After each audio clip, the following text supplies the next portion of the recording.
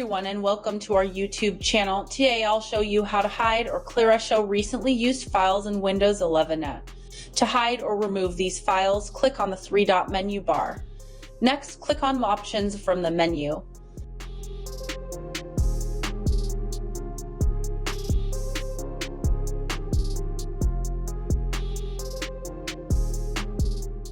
Now we're on the General tab where we can see the Clear button. Click the Clear button to clean the File Explorer history. To hide or show recently used files, uncheck this option.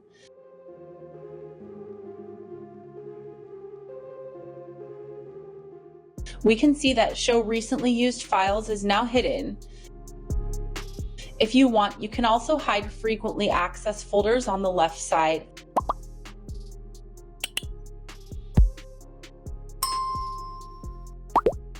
For now, I don't want to turn it off, so I'll leave it as it is.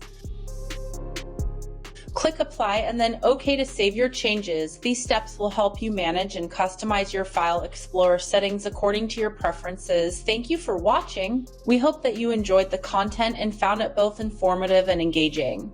Don't forget to like, share, and subscribe to our channel for more useful videos like this one. Until next time, keep learning, growing, and spreading positivity.